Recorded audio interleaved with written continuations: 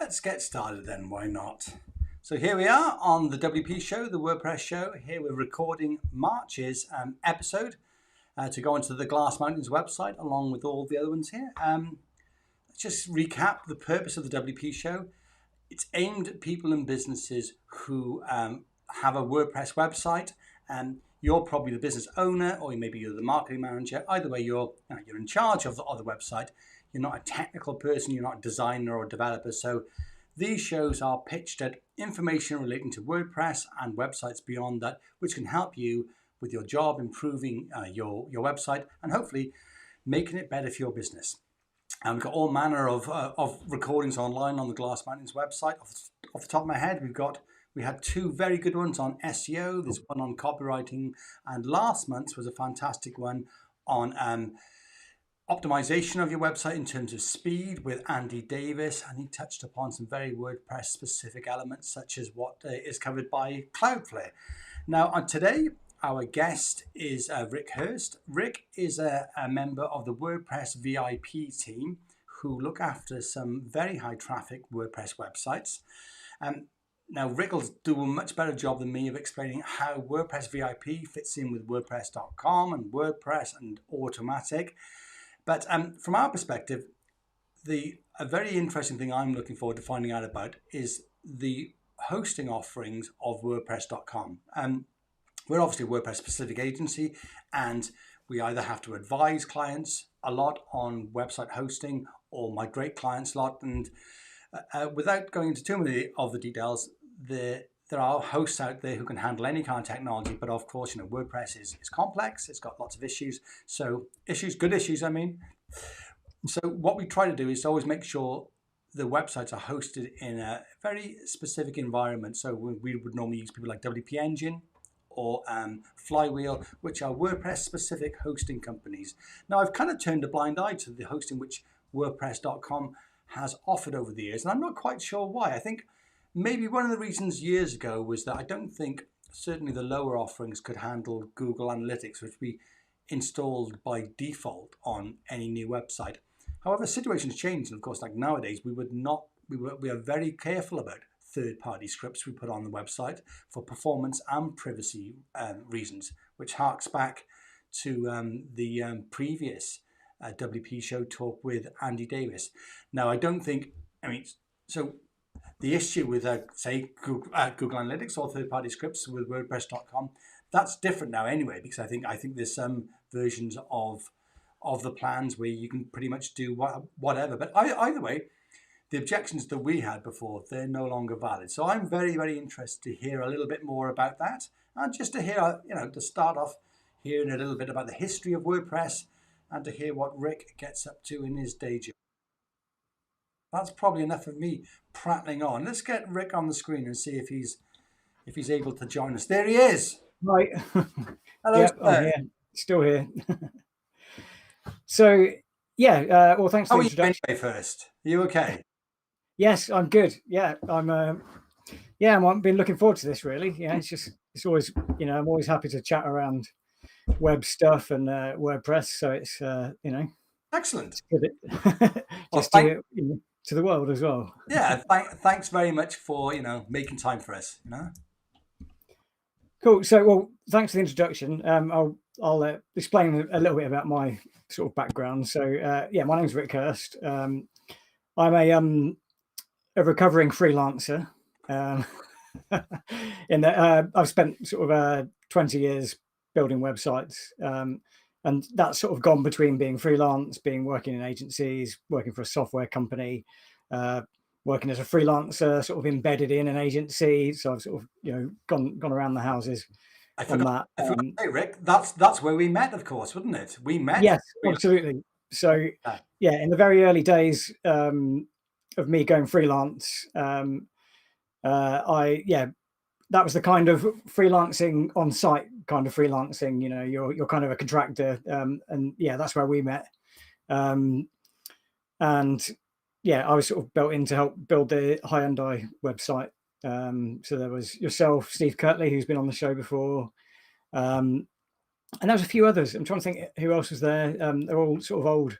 I certainly remember that Hyundai project, Rick. I think there was a time in my life where I knew every model and variety of Hyundai and every variation that was possible. Yeah. I mean, that was it was a good experience of sort of teamwork, of working on something with a really tight schedule. So that was kind of my that was my first experience of sort of on-site freelancing, where you kind of get brought into an agency, sit down, right, go build that thing,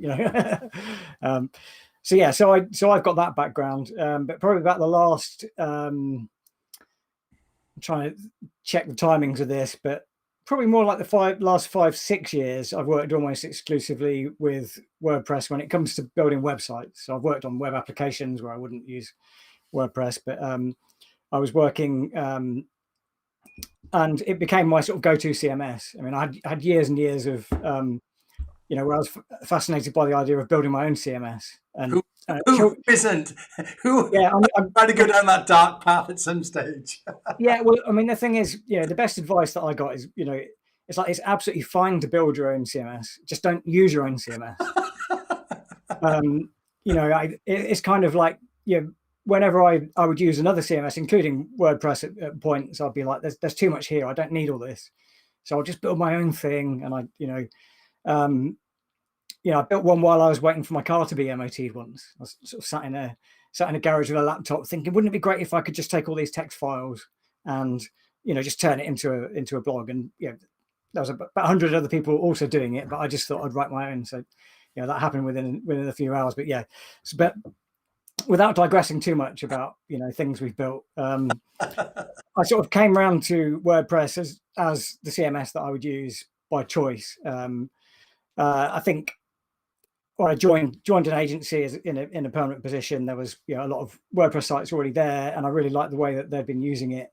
They were using advanced custom fields, and that sort of changed the way I thought about WordPress. It's like, it's not just a blog engine that you misuse for something. It's like, this is actually the most flexible CMS and it can work with developers as well. There was a kind of a light bulb moment where it's just like, well, this isn't going to limit me anyway. There's everything I need is here, and I can tailor it to be exactly as I was.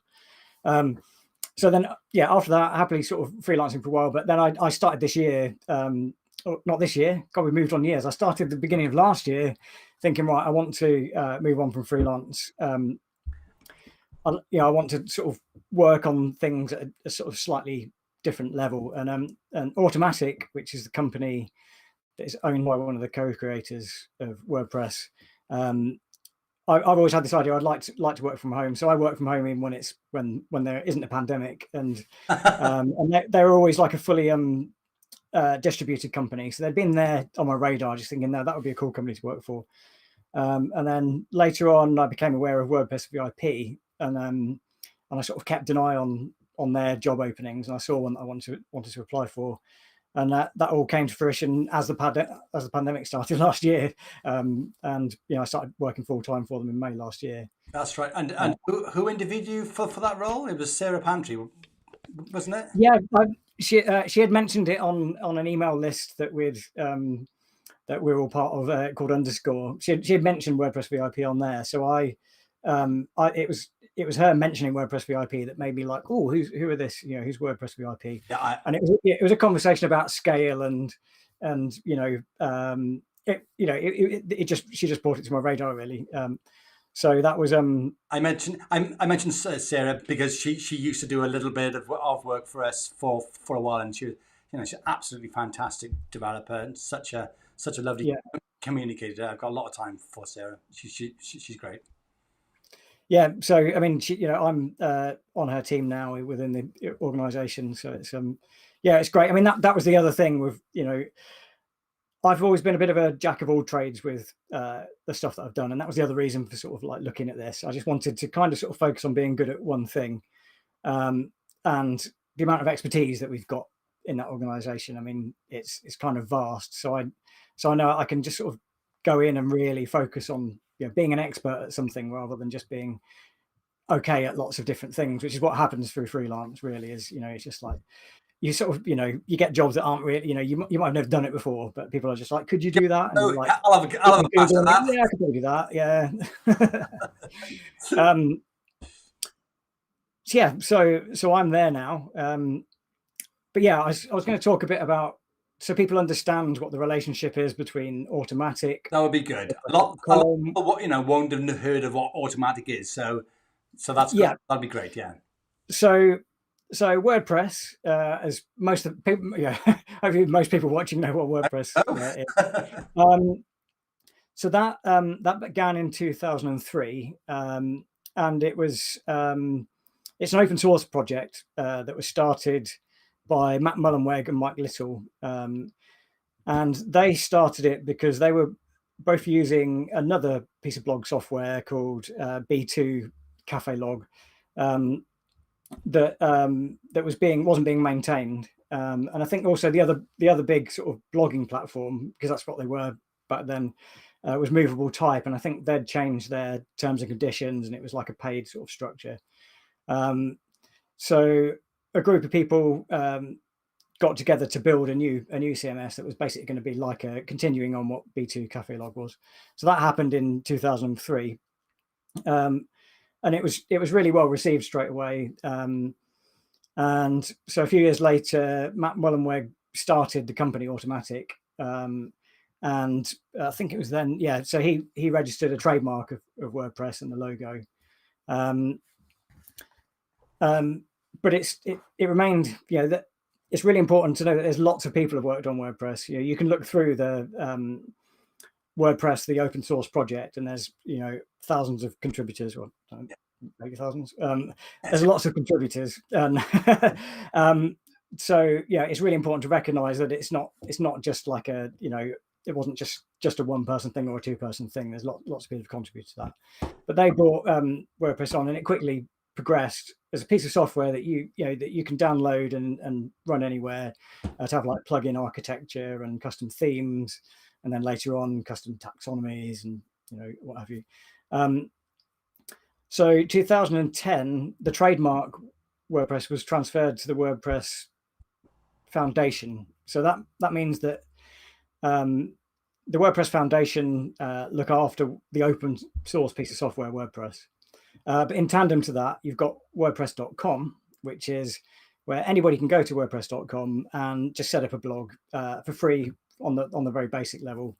And if you do that, you've got a very shrink-wrapped sort of version of WordPress. It's because you're essentially being hosted on WordPress.com, yeah? Yeah, and the whole of WordPress.com is actually a massive WordPress multi-site. Mm-hmm. It's staggering the number of blogs that are on there. Truly staggering. If anybody says that like PHP doesn't scale, WordPress doesn't scale, MySQL doesn't scale, I've got proof that it does, and that it must be it's definitely the biggest WordPress site on the internet. It's a huge number of users. Not all of those sites are active, because a lot of people just go along and sign up and then never touch it again, and they'd be listed in those stats. I was going to say, I think 98% of those are blogs which I've set up but not maintained. So yeah. so that's there. So WordPress.com is where you can go to set up a blog, and you can for free you can have joelhughes.wordpress.com or rickhurst.wordpress.com, and then you can pay to have a domain on there, and then you can pay for other plans that enable other things as you go. But before we go too much into hosting, I'll just so WordPress.com is using WordPress core code, but it's very, very shrink wrapped, so it's very, very sort of tied down. So security wise and speed wise, it's a great thing. You're being hosted on this brilliant infrastructure with sort of edge caching. And you were talking about Cloudflare in the last show with Andy. Automatic and WordPress have their own sort of edge caching that does the same thing that you would get kind of for free on that. Yeah. So it will handle huge amounts of traffic for cached pages. But the other thing about WordPress.com hosting is you've got it's kind of like have you heard of Calypso? Is that the music? When you log in, you're not quite getting the same experience as you would if you just log into a regular WordPress site. There's kind of like a JavaScript built sort of app, like single page app sort of environment that you're in when you're editing a site within WordPress.com. And there's actually a downloadable app as well, for like desktop software. So if you're signed up on there, you can sort of edit your content through there, and on the phone app like iOS or Android. So that's kind of this sort of and that's what internally we would call like a simple site, in that it's all very, very managed. It's very fast and it's very secure. The code that you're running, although the core of it is WordPress, it's very much tied down, locked down. So I mean, that's one of the reasons why you can't put you can't put plugins, you can't put themes on the free. I know you can further up, but I think at the very bottom you can't. But which explains why shrink wrap, doesn't it? Exactly, yeah. So the personal ones, I mean, there's a load of themes that you can use that are sort of built in that you can use, but you can't upload custom themes, you can't upload custom plugins on there. And it's kind of the market. I see it as being similar to what you would get with something like Wix or Squarespace, and the idea is that it's for people who just want to manage it all through the web. They sign up and they manage it. They build the site themselves, I'd say. I mean, I think people there's consultants who will build your site for you, as far as sort of customizing it for all the parameters that you've got on WordPress.com. But if you want to take it further, then you have to go to the higher up plans. And then internally, what happens there? So a bit of a sort of inside information. Those sites we call simple sites internally. But if you sign up for one of the business plans, your site is actually migrated out of that infrastructure into more something that's akin to traditional hosting within web, and that's still under the sort of WordPress.com banner.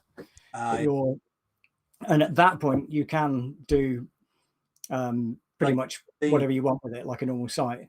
Yeah.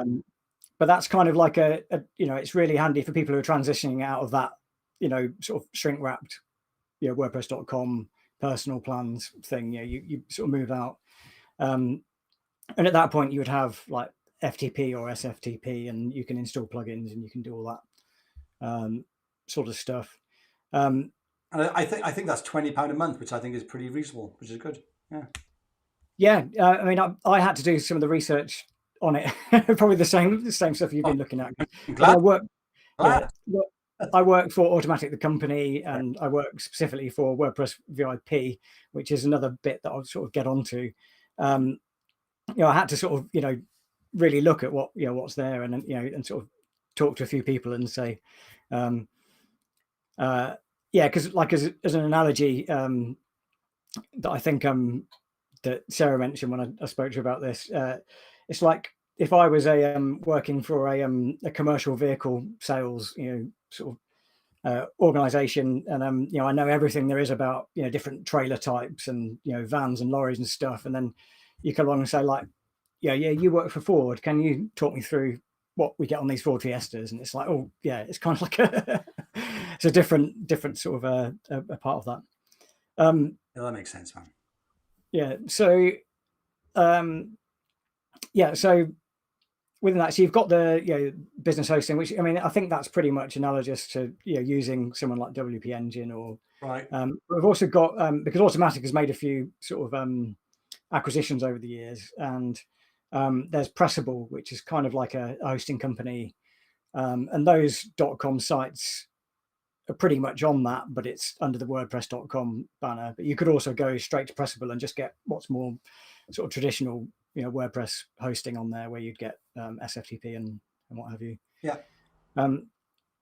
So WordPress VIP, that initially started off as literally like a VIP service for bloggers on WordPress.com. So there's people like Robert Scobelizer. I remember a blog that I used to read back in the years ago, and it was really to sort of kind of give them extra features and take things off. So like removing footers, like being able to customize the site to make it more yours, that you wouldn't get on like some of the personal plans. So that's where WordPress VIP started off.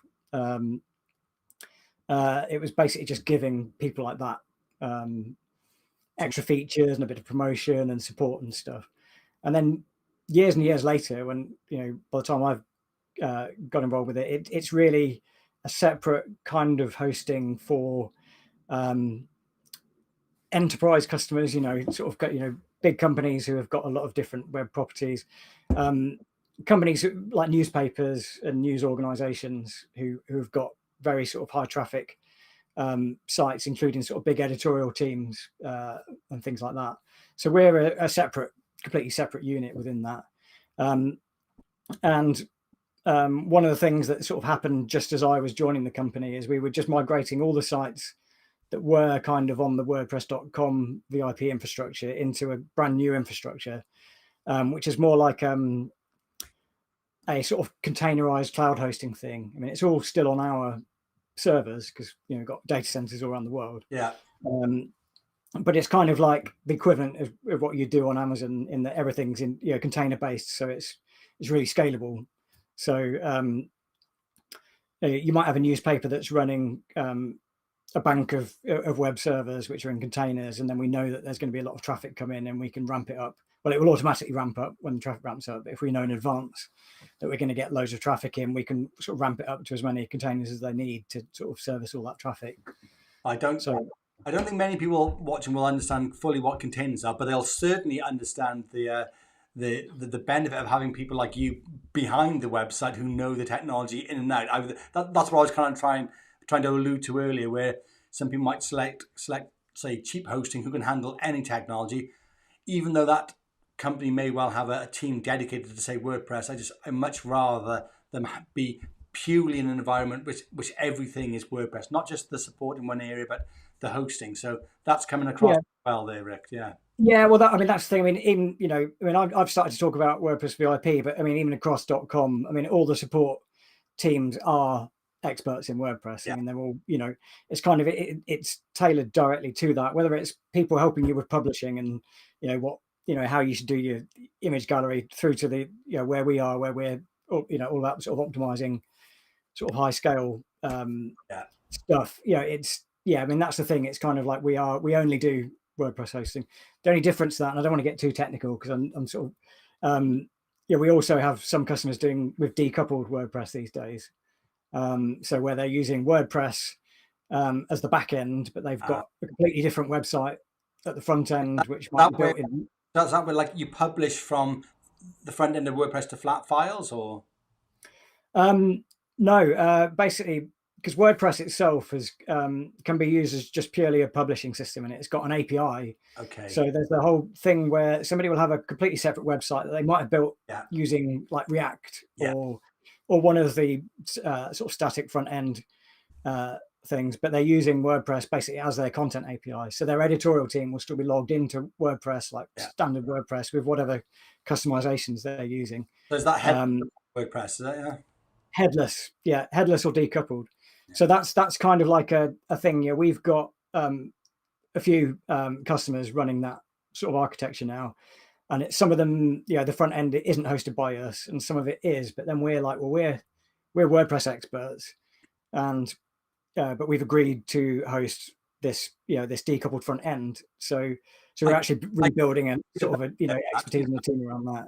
Yeah, I consider see a great benefit in that a marketing team or a content team, they're in the familiar environment of WordPress, but of course the front end can be written in whatever esoteric language, or it could be an app as well, I suppose, couldn't it? Yeah.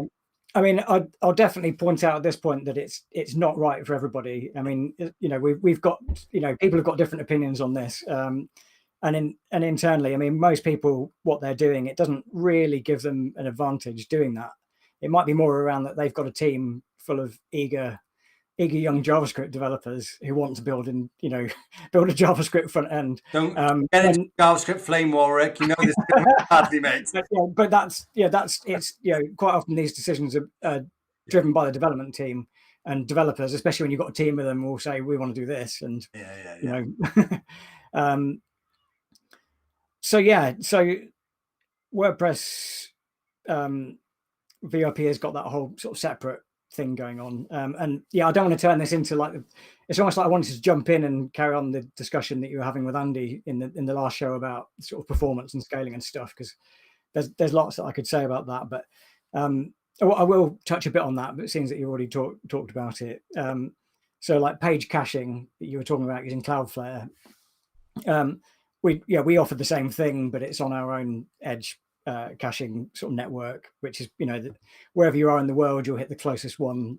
So it's like lightning fast and everything. But you can't, that's almost like a first layer of defense. You can't cache everything because stuff changes. So if you imagine a newspaper site, it's got like 10 most popular posts down the right hand side of the page, or most recent posts. So all these pages are cached, but then you publish a new story. You don't just have to recache that page, but you have to recache all the pages. And so there's this whole thing where everything's being handled by the cache, but then you've got a massive amount of traffic hitting it, and everything's coming back through to the server where it's actually running, and WordPress is churning away. Yeah. The same WordPress that you might have running on your, single server, sort of serving up a few web pages on a site that doesn't get much traffic, is exactly the same code with a bit of extra, special stuff that we add in, which is all publicly available stuff. I think our GitHub repo for that, it's all, sort of there. You can go and browse through it and look at it on GitHub. But it's at that point. And then things like e-commerce sites, once you're logged in, you can't page cache that, because otherwise you'd be seeing the contents of other people's baskets and stuff like that. So that might present some privacy challenges. yeah. So it's kind of like, that's the difference between what we're doing and the other end of sort of WordPress.com, where they, you've got really good edge caching, so you can confidently put a site on there and it'll handle, a massive amount of traffic. But it's where you've got the e-commerce sites, things like there's an auction site that's basically, it's quite clever what they've done, the way they've sort of used WordPress to create basically like an eBay type thing for an auction site. But none of that can be cached in that way, because people are logged in and there's kind of like a countdown going, and so the sites like that, they just need a lot of power. It's kind of, we need to be, so my kind of role within that, we've got a whole sort of platform team that deal with the power side, and then you've got people like me who deal with optimizing our customers' code. So they've got their own development teams working on that stuff.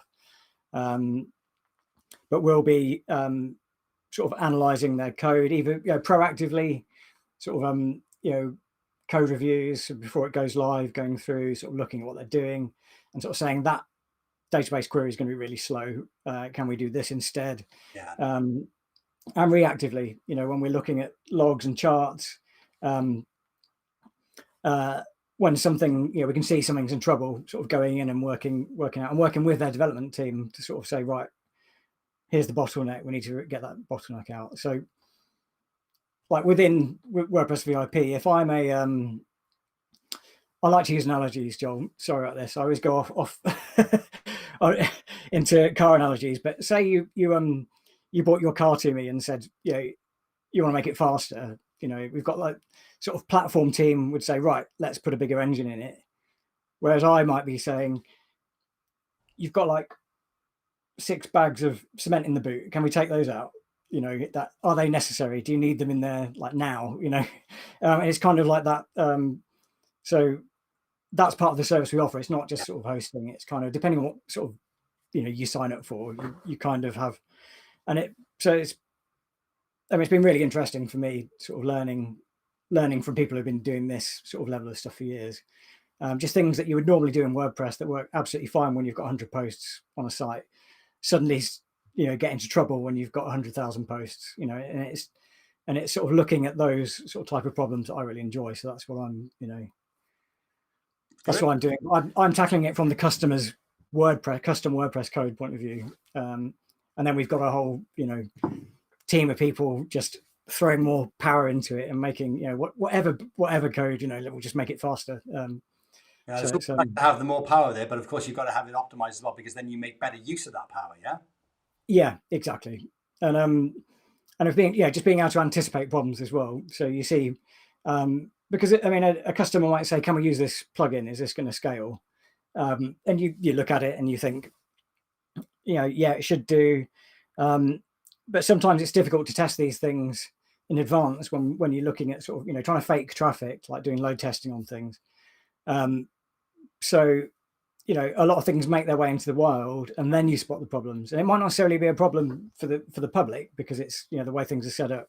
But we can see that in the background, things are using a lot more resources than they need to be. Yeah. So it's kind of like being able to break it out. And then another customer will be, would you use that? And we'll be like, oh, steady. And yeah, sort of getting back to this, I was talking about before about WordPress being open source. So if any of the bottlenecks are in core code, we're quite close to the sort of core team, people working on things. So we can make sure that any sort of bugs or tweaks that we need to make, we'll make it back into the same open source bit of code that you'll be downloading and installing. So everyone gets, sorry? so everyone gets the benefit, yeah? Yeah, exactly. So it's kind of, obviously Automatic and WordPress.com, it's a commercial venture. WordPress Vip is obviously it's a commercial venture, but we're very sort of careful to make sure that it's the reason WordPress is so popular is because it's open source and it's good, and it's so mature, and it's just sort of making sure that doesn't get, we don't lose sight of that, because there's certain things that work on WordPress.com that aren't really relevant to the outside world, but we're trying to make them so they are. So like within Automatic, we use a system called P2, which if you go to automatic.com, you'll see this thing P2 mentioned, and it's kind of like an internal, I wouldn't really say social network. It's more like it's using, imagine a blog, an internal blog, like, that only you and your sorry? Isn't it called a wiki, an internal blog? Yeah, exactly. So imagine it kind of like a wiki, but it's WordPress with things built in. So, for a project, you might start a new P2, and it's kind of like you create blog posts in there, but you can mention other people in the team in there a bit like you can on social networks. So I could like at Joel, and you'd see it in your updates, and we link it in with our internal system. So if we mention a Zendesk ticket, it will go and find the preview from Zendesk, and it's kind of like that's something that it's an open source project, but it only really works currently with our infrastructure. So you can go and look at that code. I mean, that's one of the things that Matt Mullenweg says, is like everything except our password file should be publicly available. It should be open source. So even though that code might not be any use to anyone yet, it's there. You can go and browse through it and see what we're doing with that code. And it's the same with all the stuff that we use on VIP Go. That's kind of out there. And it might be useful to other people. I mean, there's like little, helper methods and stuff in there that anybody can use, but it's tailored to what we're doing specifically to make things scale. So yeah, it's kind of like it's a big. I mean, they're kind of Automatic are kind of one of those tech giants, although they take great pride in having fewer employees than the bigger sort of tech. Yeah, people. They've always been a remote company, yeah. Yeah, fully. Yeah, I mean, they prefer to use distributed rather than remote, because remote kind of implies that you've got like a centralized office and you allow some people to work from home. It's always been fully distributed, in that there aren't. I mean, especially now, I think I'm not even sure we've got the San Francisco office, but there were a few kind of offices dotted around. But now that we're a distributed company, we communicate through Slack, through P2s that I was just talking about. Not really much by email. We're quite good at not using email.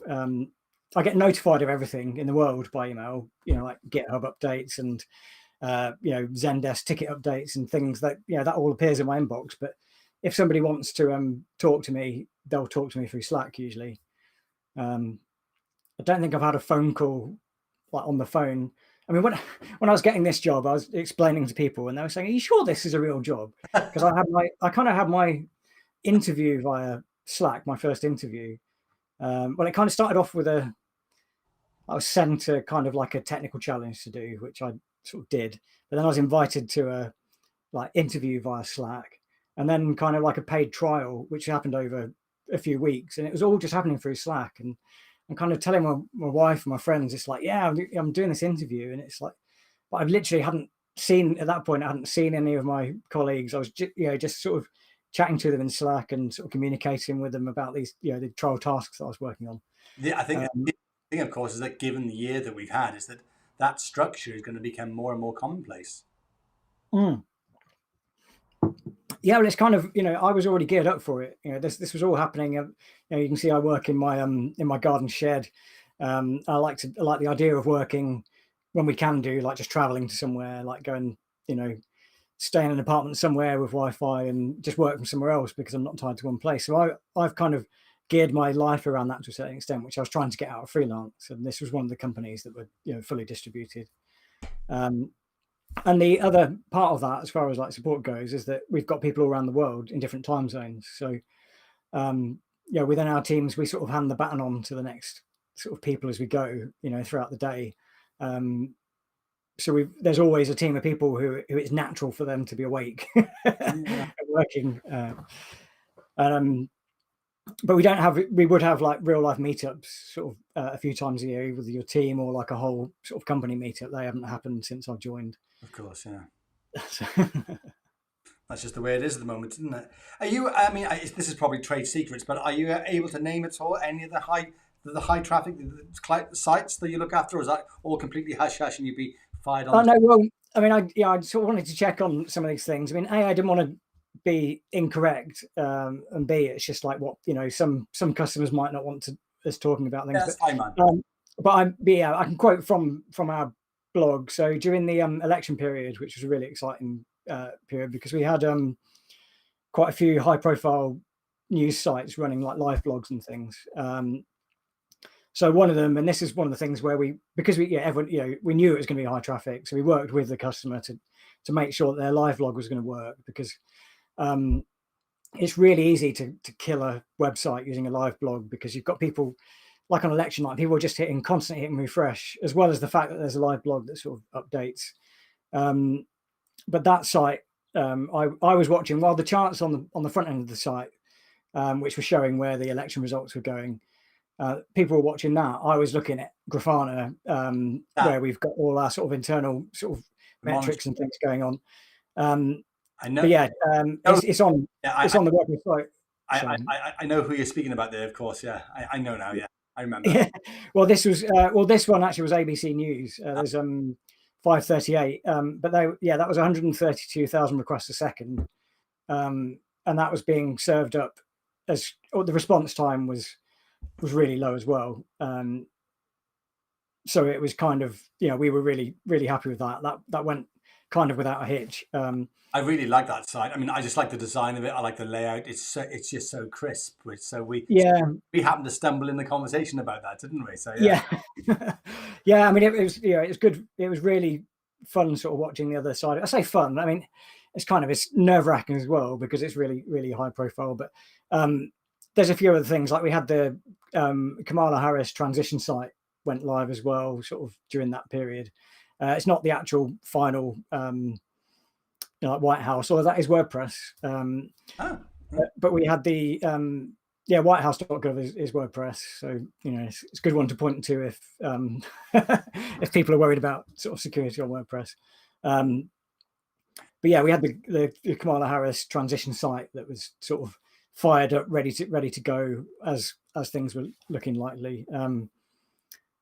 But yeah, I mean, some of the traffic is is quite staggering, and there's a lot of layers that go into that. But I don't want to hijack this just talking about performance and scaling, which I'll be happy to do another time. Yeah, maybe we'll get you back on to chat about WordPress and performance specifically at some point. That would be good.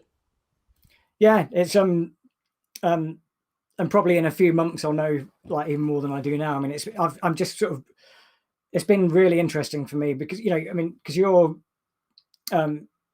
you've been there before as a freelancer. You sort of use networks like Twitter and Stack Overflow, and you sort of talk to people and sort of gather information from people about what does this do and what does that do. And then when you work in a company, there might be another developer that you work with and trying it. But I'm there with all these resources, and I'm just like if you're in, we use Zendesk for internal sort of tickets, and you can see if somebody else is viewing the same ticket, and people often say, "Oh, I see that you were looking at my ticket." What because my icon, my face will pop up on the in Zendesk, but it's like, oh yeah, I just see a subject, and it's like, oh, I wonder how they solve that, what, and it's not my problem to work on, but I'm kind of like a sponge. I'm just sort of grabbing information. Oh, how did you fix that? How did you do that? And it's kind of, that's what I'm sort of getting out of this, which is really cool. Always be learning, Rick, isn't it? Always be learning. Yeah.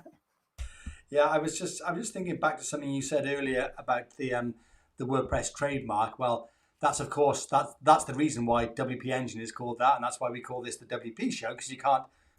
Yeah, WordPress wouldn't be too bothered if we called it the WordPress Show, but I mean, because it's a trademark term, that's why people see WP around a lot, because that's not trademark, whereas the WordPress bit is.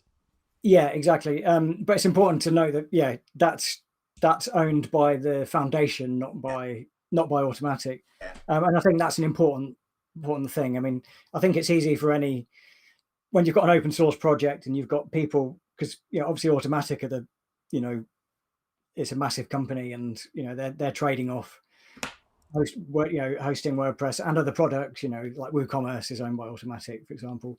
But there's a lot of companies, agencies like yours. You're working with WordPress, and it's kind of I'm glad that it's that way, because a lot of products that you consider to be open source are kind of sidelined. I used to use a project management system years ago, and I've forgotten the name of it, but it was really good, and it was kind of an alternative to Basecamp. It was like a PHP port of Basecamp almost. Oh yeah.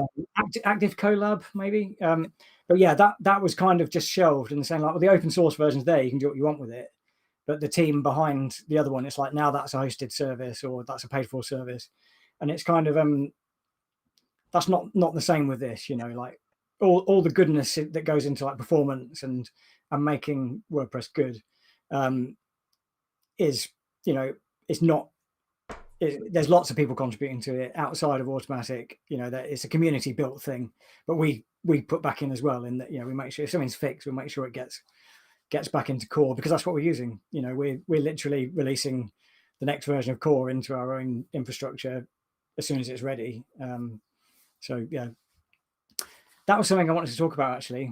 I sort of alluded to the whole sort of thing, WordPress.com at that level being more like Squarespace, where you can just go to a website and so Gutenberg, where are you? Do you use Gutenberg with your customers now? Yes. I mean, did you? Oops! I just threw my pen across. I mean, because it's been part of core for a while now. I mean, it's almost sort of, look, you're going to have to get used to it. You can switch to the classic editor for a bit if you like, but this is the direction of travel, and also it gives so much more flexibility.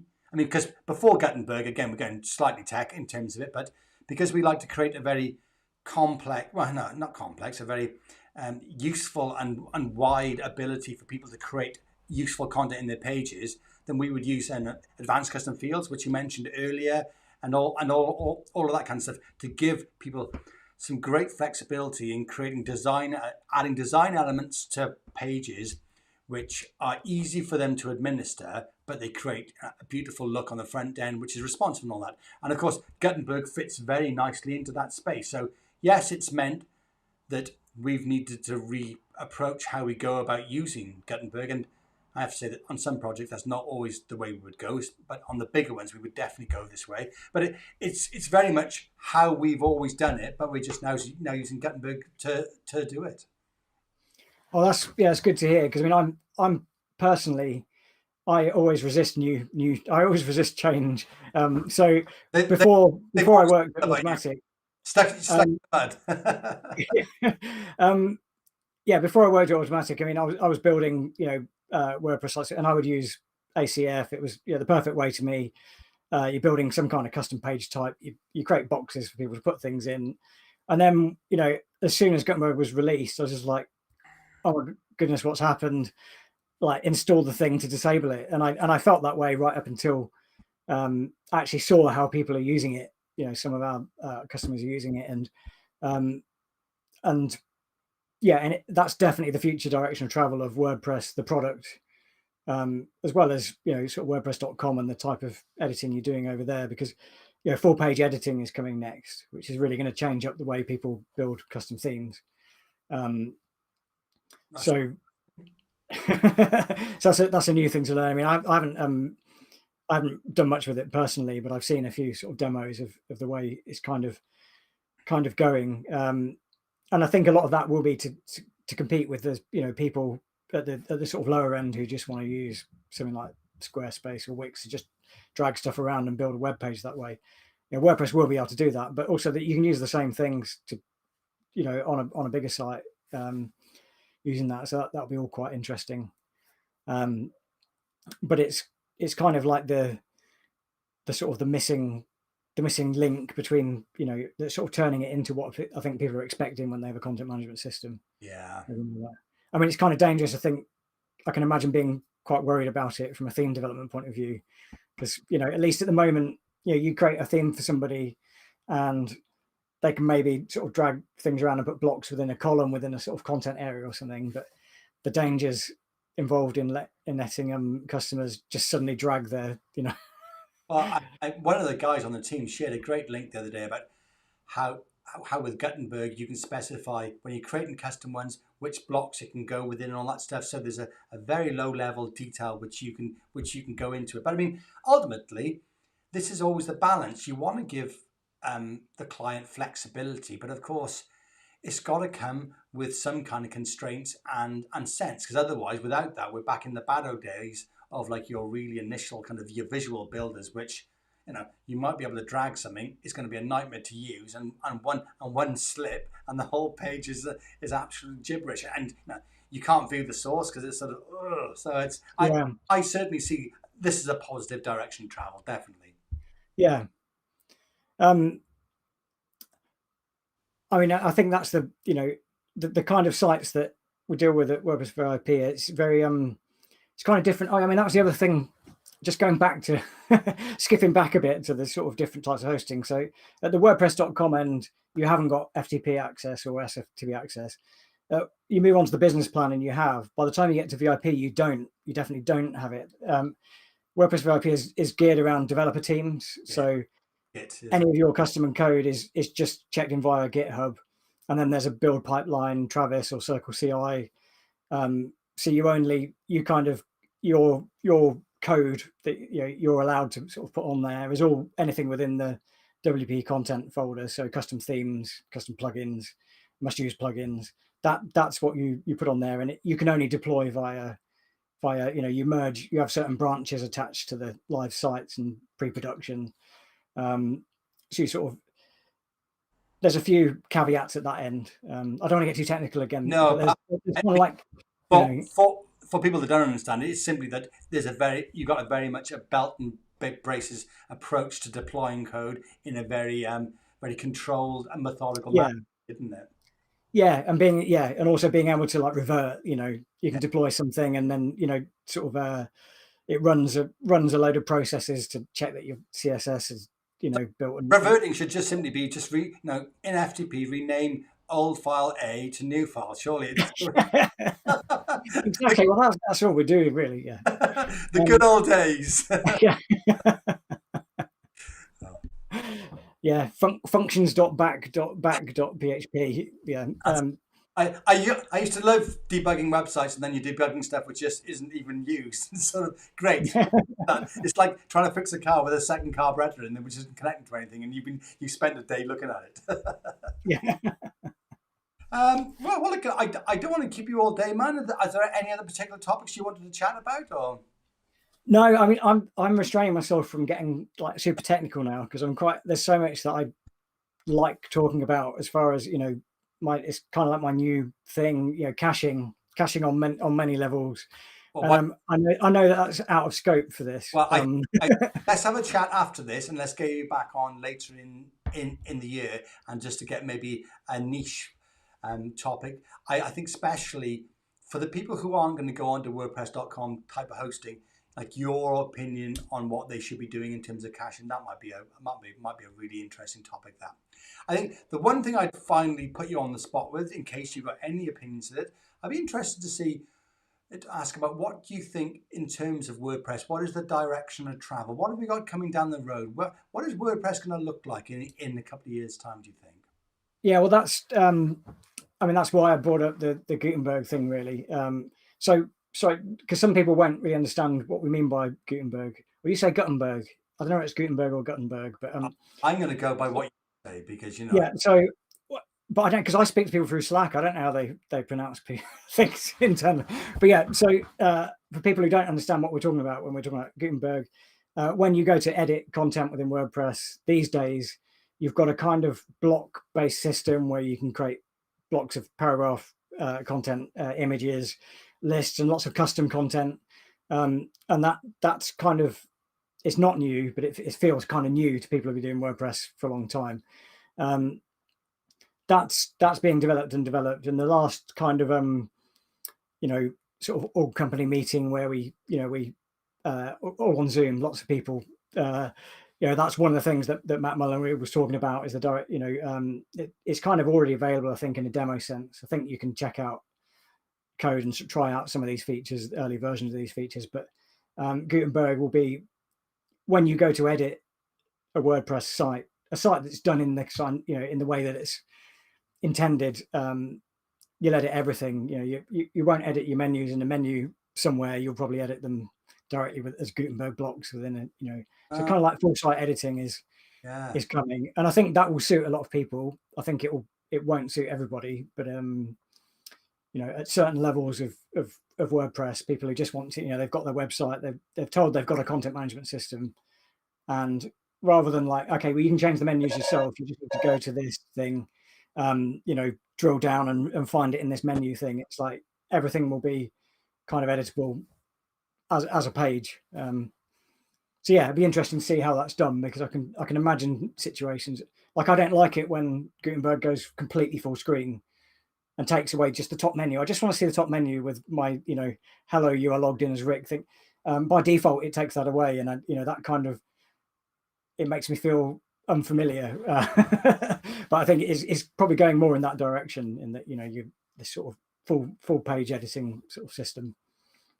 Cool. Well, I mean, I can certainly understand that if we can get people learning and understanding Gutenberg, I'm going to say both now, that the more that we can then give them to administer within that environment, then they got less to learn. So I can understand that. Yeah. Cool. Yeah, and the only other thing I wanted to mention is Automatic and WordPress VIP, which is part of Automatic. We're hiring, so it's worth looking. There's all kinds of roles available. It's a fantastic place to work. So we'll just get that little plug in, as you always do. We are hiring. You can send me any links to anything that you mentioned there, and I'll put it. We'll make sure it's on the show notes, and we'll blog about it and all that kind of stuff, so that we can get that out there. Excellent. Cool. Well, look, man, it's coming up to pretty much, was it 3/4 an hour? What can I say? Thank you very much for coming on to the show, sir.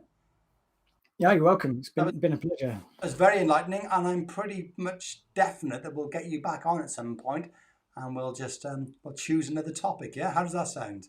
Yeah, it sounds good. Yeah, scaling and caching, that's my kind of thing. Caching, yeah, we were dealing with a caching issue earlier this week, which is always fun. Yeah. Of course, without going into the detail, it's a layered thing, but of course clients don't see the layers, they just see an issue. So there we are. Yeah. That's just the joys of life. Well, look, what can I say? Oh, I know there's one thing I've got to say. I meant to say thank you to Andy Mulligan for doing the intro music with the banjo. Bless him. He did that for me, and I'm going to put some links somewhere, because Andy is a musician. He can be hired for all that kind of stuff. So I meant to say that earlier on, and I forgot. Rick, thank you very much for coming on the show, sir. You have a lovely weekend now, and we will chat later on, yeah? Excellent. Cheers. See you again.